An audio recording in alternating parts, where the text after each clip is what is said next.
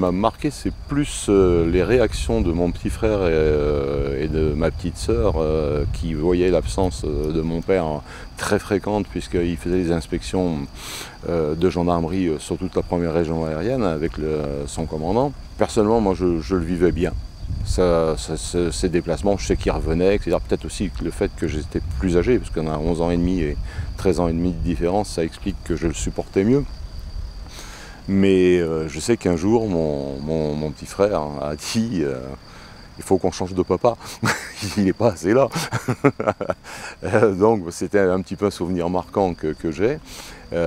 Mais je crois que le fait que lui soit absent souvent comme ça et que moi je l'ai bien supporté m'a aidé ensuite à accepter le fait de ne pas être en famille et de mieux supporter peut-être le célibat géographique ensuite.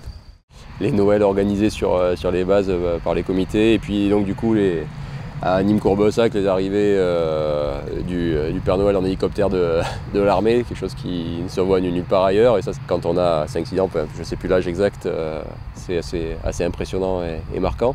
Et puis après quelque chose de peut-être totalement différent, mais j'avais fait, donc ça devait être en 4e, un stage en entreprise au sein de l'armée, dans l'unité où travaillait mon père, et même si concrètement le métier de psychotechnicien n'est pas ce que je recherchais du tout à l'époque, j'ai pu me rendre compte de l'ambiance de travail, du lieu de travail, des relations entre les différentes personnes et on y était bien.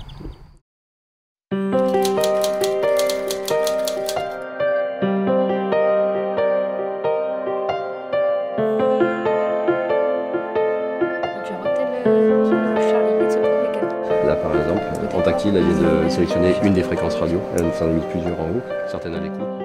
Depuis maintenant donc 13 ans où je suis contrôleur aérien, j'ai pas vraiment l'impression d'avoir fait le même métier tous les jours. Dans le milieu militaire, on est obligé d'être tout le temps réactif et de mélanger des avions de chasse avec des hélicoptères, avec des avions de transport. Je peux pas me dire aujourd'hui je vais me poser à poste et je vais faire telle action, telle action. Non, en fait je me pose à poste, je sais quelles sont les règles de mon métier et à partir de là il faut que je les applique par rapport à ce qui se présente le jour J. Je me dis pas non, ça va être encore la même chose qu'hier.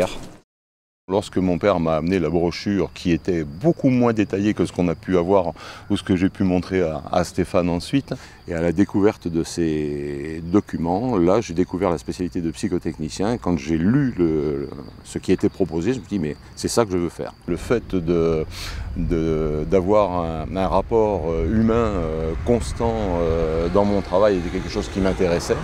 Et cette spécialité m'a permis, durant 33 ans, effectivement, d'apprendre des techniques différentes, de pratiquer des métiers différents.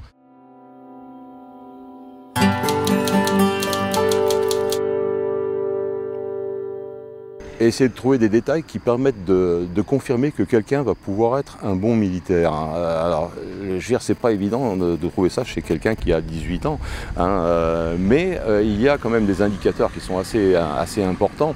Je veux dire, quelqu'un qui déjà dans sa vie est entraîneur de foot par exemple, hein, il joue au foot mais entraîne les petits, quelqu'un qui est secrétaire de son club, c'est quelqu'un qui est participatif, et comme quand on cherche à être tous en équipe dans l'armée, c'est quand même déjà un indicateur intéressant.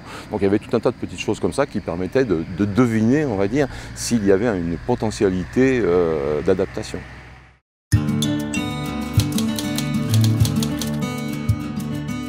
L'armée de l'air participait à la coopération au niveau donc, de la sélection des personnels étrangers. Le but étant bien sûr de former des gens qui étaient capables ensuite dans leur pays de faire les spécialités correspondantes à leurs désirs.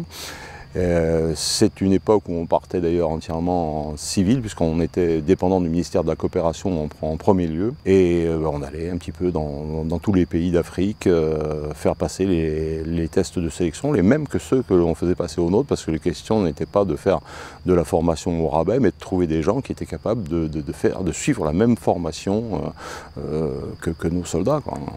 Oui, j'ai quand même participé un petit peu à l'opération Harmattan, dans le sens où beaucoup d'avions avaient été déplacés sur la base aérienne de Solenzara. Et les contrôleurs de Solenzara, normalement, ne sont pas suffisamment nombreux pour assurer ce genre d'activité.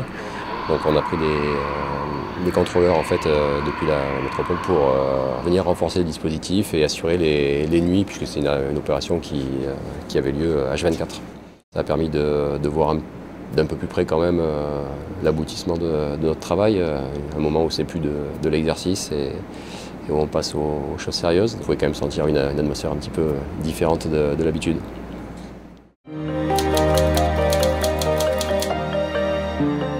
Alors, si on veut une anecdote rigolote, je dirais que je lui ai répété ce que m'a dit mon père. Il faut que tu aies un copain à l'habillement, à la cuisine et à la comptabilité.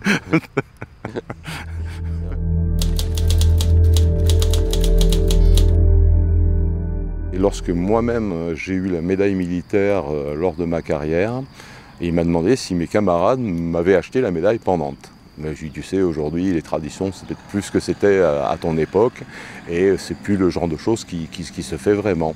Et là il s'est levé, il est parti dans le buffet du salon et il m'a sorti sa médaille militaire dans son petit coffret, etc.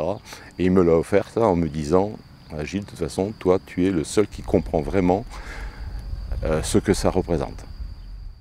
L'exemple qu'il m'a donné tout au long de sa vie de conduite, etc., a été énorme dans le respect que j'ai pour lui.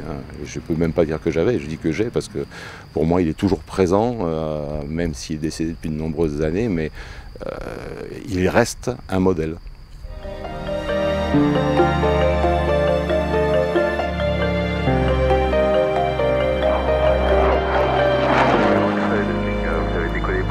Des mesures actives.